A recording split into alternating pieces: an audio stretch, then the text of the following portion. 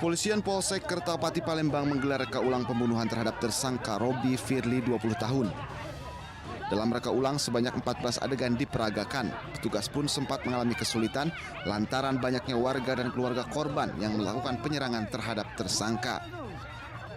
Beruntung tersangka dapat diamankan petugas hingga terhindar dari amukan warga dan keluarga korban.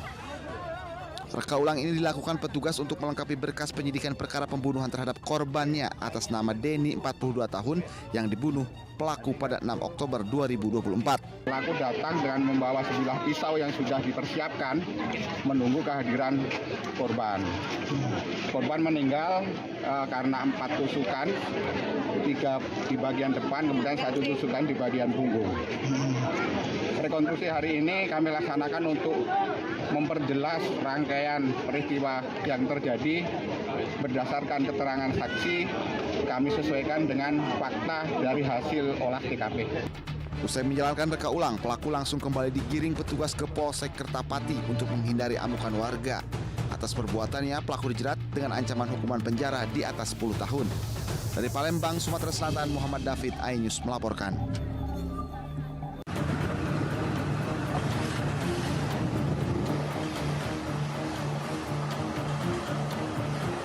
Terjadi aksi kejar-kejaran di kawasan perairan Muara Selor, Kalimantan Utara, antara personel Second Fleet Quick Response, Satrol Lantamal 13 Tarakan, dengan sebuah longboat bermuatan mencurigakan.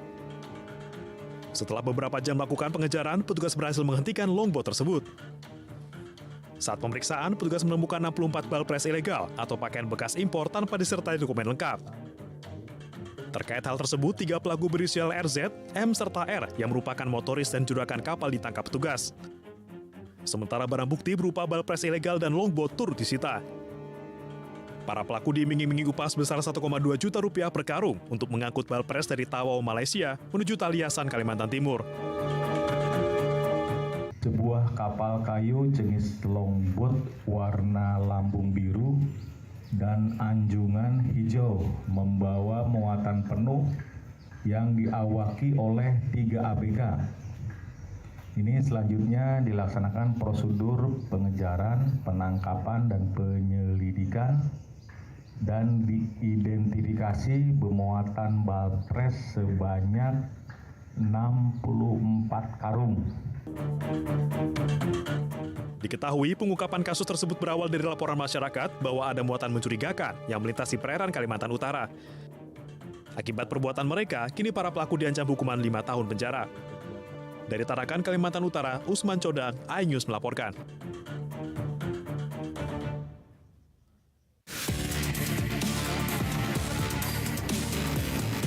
Tiga orang hakim Pengadilan Negeri Surabaya diamankan tim Kejaksaan Agung.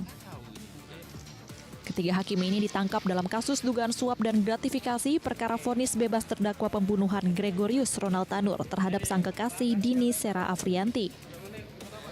Ketiga hakim yang menyidangkan perkara Gregorius Ronald Tanur, yakni Hakim Heru Hanindyo, Hakim Mangapul, dan Hakim Erin Tuah Damanik, serta seorang wanita yang diduga penasehat hukum terdakwa. Ketiga hakim langsung menjalani pemeriksaan yang dilakukan penyidik sebelum diterbangkan ke Kejaksaan Agung di Jakarta. Pihak Kepala Kejaksaan Tinggi Jawa Timur membenarkan terkait penangkapan 3 orang hakim oleh Kejaksaan Agung. Bahwa pada hari ini sudah ada pelaksanaan kegiatan serangkaian kegiatan penyidikan oleh tim dari Kejaksaan Agung. Jadi kami hanya ketempatan kalau melaksanakan kegiatan memfasilitasi teman-teman yang sedang melaksanakan kegiatan pemeriksaan, di mana dilakukan pengamanan terhadap 3 orang yang diduga menerima suap gratifikasi terkait perkara yang berkaitan dengan penanganan perkara atas nama Ronald Tanur. Jadi sudah ada 3 orang dan sudah diperiksa, sedang dilaksanakan pemeriksaan di Kejaksaan Tinggi Jawa Timur oleh tim dari Kejaksaan. Selain melakukan penangkapan, pihak Kejaksaan Agung juga telah melakukan penggeledahan di apartemen milik Hakim Hanindyo di Jalan Tidar, Surabaya, Jawa Timur, dan petugas menemukan sejumlah barang bukti serta uang tunai. Dari Surabaya, Jawa Timur, Hari Tambayong, Yuda Prawira, iNews melaporkan.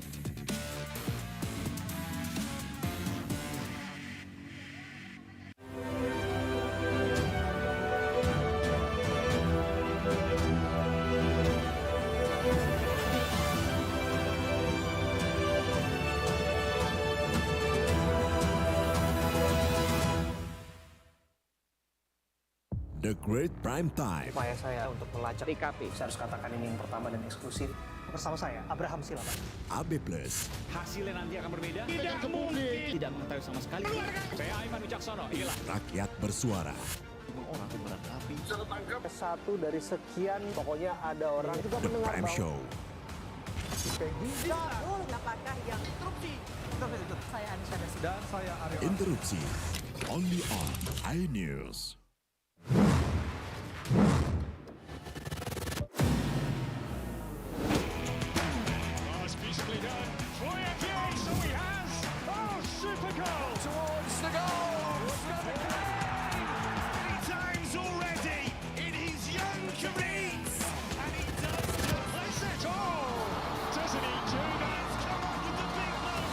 Bundesliga live iNews Premium Sports.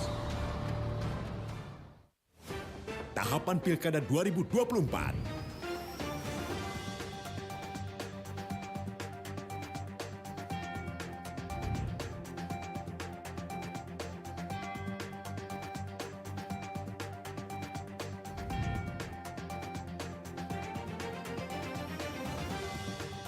Ikuti informasi terkini seputar Pilkada di semua program berita iNews.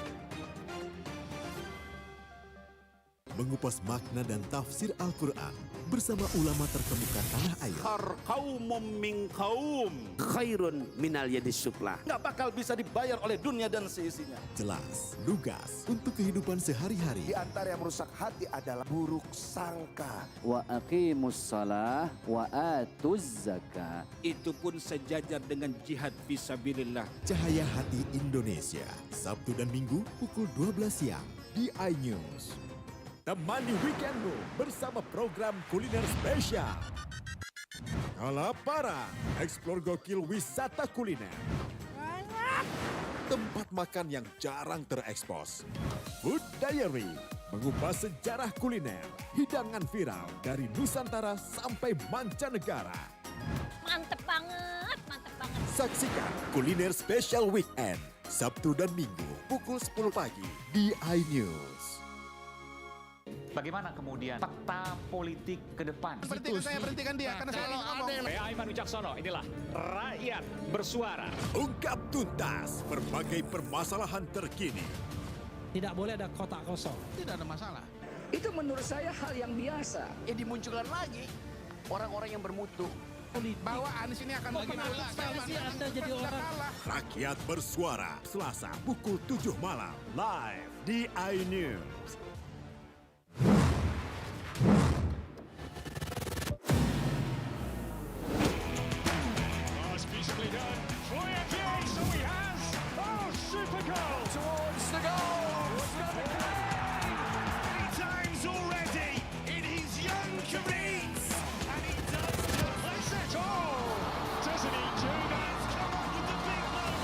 Bundesliga live iNews Premium Sports.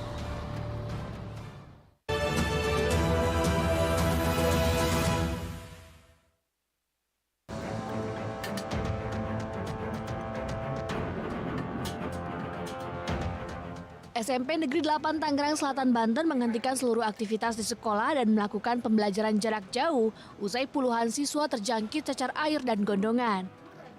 Tercatat ada 23 siswa terkena cacar air dan 8 siswa terkena gondongan. Lockdown atau penutupan sementara sekolah dilakukan guna mengantisipasi adanya penyebaran virus. Dari penelusuran pihak sekolah, wabah cacar air berasal dari seorang siswa yang masuk sekolah saat terinfeksi cacar karena sedang ujian tengah semester, hingga akhirnya menyebar ke siswa lain.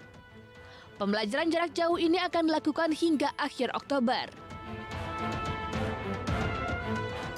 Yang kami ketahui adalah pada saat tanggal 23 sampai 27 ada ulangan mid semester di sekolah, di mana ada satu siswa yang kebetulan kena cacar, dia ikut ulangan. Sehingga kita indikasikan dari situ terjadilah penyebaran dari siswa itu ke siswa yang lain. Karena kebetulan sebagian besar yang kena cacar air dan gondongan itu di kelas itu. Kejadian di SMP 8, pihak sekolah sudah melakukan koordinasi dan konsultasi dengan puskesmas tempat, yaitu di Kecamatan Penanggan dan Satu, hasil dari rekomendasi Puskesmas tersebut bahwa pihak sekolah harus melaksanakan beberapa kegiatan yang diantaranya melakukan pembelajaran jarak jauh. Sementara itu hingga kini puluhan siswa yang terkena cacar dan gondongan masih berobat jalan di puskesmas dekat rumah mereka masing-masing. Dari Tangerang, Banten, Nunung Purnomo, iNews melaporkan.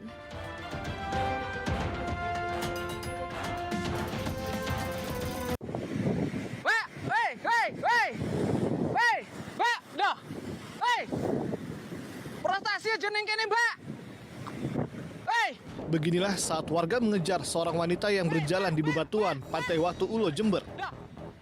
Meski sudah diperingatkan akan bahaya ombak besar, wanita itu tetap berjalan menuju ujung bebatuan. Namun saat hendak menyeburkan diri ke laut, aksinya itu langsung digagalkan warga dan langsung kembali dibawa ke daratan.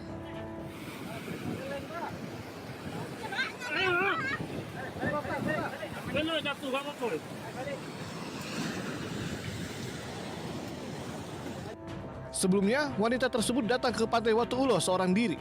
Namun gerak-geriknya yang gelisah dan meninggalkan koper yang dibawanya membuat warga curiga. Orang perempuan yang mencoba akan bunuh diri dengan cara sudah jalan di Watu Ulo itu sudah sampai di ujung ya. Sudah sampai di ujung, sudah mau lompat ke laut, tapi sama teman-teman relawan langsung disikap ya, didekep, langsung dibawa diamankan ke sini. Polisi kemudian membawa wanita yang diketahui asal Kecamatan Sumbersari tersebut ke Polsek Ambulu dan menghubungi pihak keluarga. Dari Jember, Jawa Timur, Bambang Sugiarto, iNews melaporkan.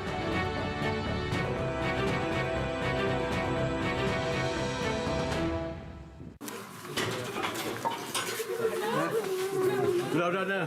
Mas. Ibu sehat, Bu? Tangis haru Ibu Supriyadi beserta keluarga dan rekan sesama guru pecah saat keluar dari pintu tahanan Lapas Perempuan kelas 3 Kendari, Sulawesi Tenggara. Setelah menjalani penahanan selama 1 pekan, akhirnya Kejaksaan Negeri Konawe Selatan menangguhkan penahanan guru honorer Sekolah Dasar Negeri 4 Baito Idi atas permintaan kuasa hukum dan keluarga. Ibu Supriyadi merasa senang dan mengaku tidak pernah melakukan perbuatan tersebut. Bersyukur saya bisa pulang ke rumah. Terima kasih banyak. Mudah-mudahan hikmah. Mudah-mudahan sini ada hikmah yang bisa dapatkan. Tapi memang Bu, Ibu tidak mengaku dengan perbuatan itu, Bu? Tidak, Pak. Tidak. Berapa tahun Bu Ibu di situ? Mengajar? Setelah masa honor sudah 15 tahun. Masuk 16. Selama ini memang tidak ada begitu? Tidak pernah. Kuasa hukum Supriyadi merasa keberatan dan menilai proses penahanan janggal. Ia juga meminta agar kasus tersebut bisa dihentikan ataupun lewat proses restoratif justice. Beliau ini kan adalah sementara mengurus untuk P3K. Jadi otomatis dalam pengurusan surat-suratnya atau administrasi semua pasti akan terkendala. Ini makanya yang kami minta kalau bisa untuk dari pihak kejaksaan ataupun pengadilan kalau bisa dihentikan perkara ini dihentikan saja atau tidak kita RJ-kan saja. Kita restorasi justice. Sebelumnya Supriyadi ditahan setelah dituduh menganiaya muridnya yang merupakan anak anggota polisi berinisial D hingga mengalami luka di paha pada 24 April lalu. Saat itu korban masih duduk di kelas 1 SD dan saat ini telah kelas 2 sekolah dasar. Tim kuasa hukum dan PGRI pun berjanji akan terus mengawal hingga Ibu Supriyadi dibebaskan dan dapat kembali mengajar seperti semula. Dari Konawe Selatan, Sulawesi Tenggara, Febriodo Tameng, iNews melaporkan.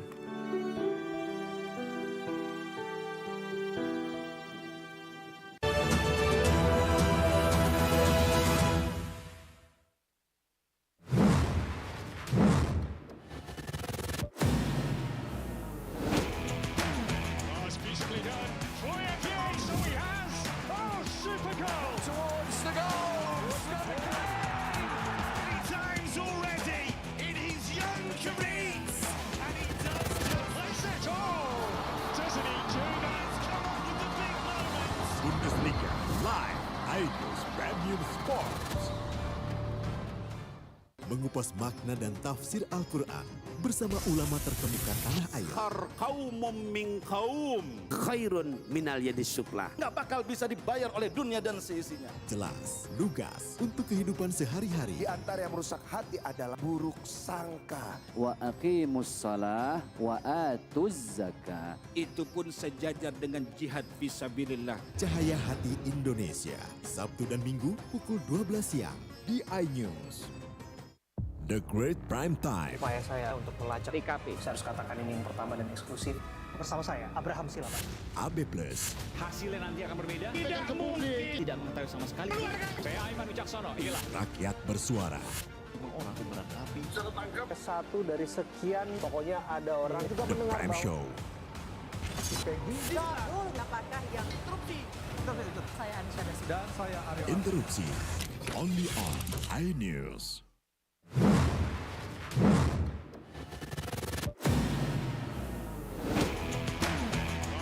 beautifully done. Troy Ajay, so he has. Oh, super goal. Towards the goal. 3 times already in his young career. And he does place it. Oh, doesn't he do that? Come on with the big moments. Bundesliga live iNews Premium Sports. Bagaimana kemudian peta politik ke depan? Berhentikan dia karena saya ngomong. Saya Aiman Wicaksono, inilah Rakyat Bersuara. Ungkap tuntas berbagai permasalahan terkini. Tidak boleh ada kotak kosong. Tidak ada masalah. Itu menurut saya hal yang biasa. Dimunculkan lagi orang-orang yang bermutu. Bahwa Anies ini akan menang. Anda jadi orang. Rakyat Bersuara, Selasa pukul 7 malam live di iNews.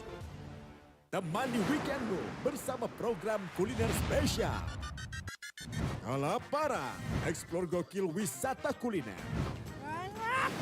Tempat makan yang jarang terekspos. Food Diary, mengupas sejarah kuliner, hidangan viral dari Nusantara sampai mancanegara. Mantep banget, mantep banget. Saksikan kuliner spesial weekend, Sabtu dan Minggu pukul 10 pagi di iNews. Tahapan Pilkada 2024.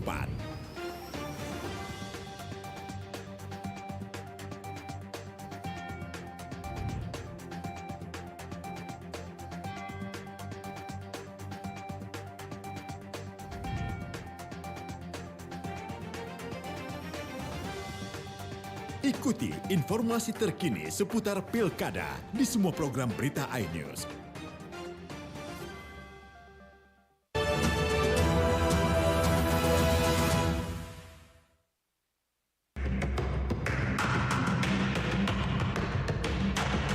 Mengutip data LHKPN KPK, Sakti Wayu Trenggono, Menteri Kelautan dan Perikanan menjadi menteri terkaya di Kabinet Merah Putih dengan total harta 2,6 triliun rupiah.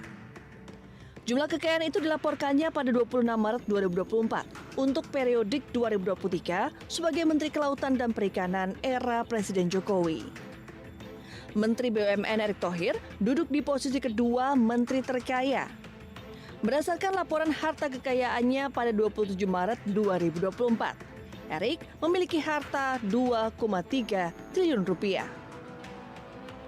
Menteri Pertanian Andi Amran Sulaiman menjadi menteri terkaya ketiga di jajaran Kabinet Merah Putih. Berdasarkan laporan kekayaannya pada 31 Maret 2024, Mentan era Prabowo ini memiliki harta hingga 1,1 triliun rupiah.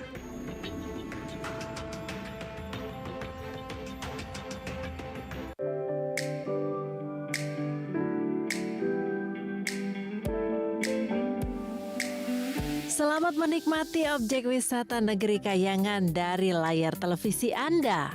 Objek wisata berhawa sejuk dengan pemandangan 2 gunung dan bangunan kastil bergaya Eropa. Lokasinya di ketinggian 1.400 meter dari permukaan laut di Desa Wonolelo, Kecamatan Sawangan. Lalu, apa kata wisatawan yang sudah mengunjungi Negeri Kayangan? Luar biasa, sangat indah. Tempatnya sejuk, terus dapat melihat pegunungan begitu, dan ini baru pertama kali saya ada di sini. Sejak musim liburan, jumlah wisatawan yang berkunjung meningkat 50%. Wisatawan berasal dari berbagai daerah di Indonesia. Alhamdulillah untuk libur sekolah ini betul-betul sangat dirasakan untuk peningkatannya, Mas. Bisa dikatakan naik 50%. Kalau mereka umumnya wisatawan dari mana aja, Pak? Sekarang sih luar provinsi, luar kota, luar daerah banyak banget. Untuk menikmati keindahan pemandangan dan nyamannya suasana di objek wisata Negeri Kayangan, cukup membayar tiket masuk Rp13.000 saja. Dari Magelang, Jawa Tengah, Puji Hartono, iNews melaporkan.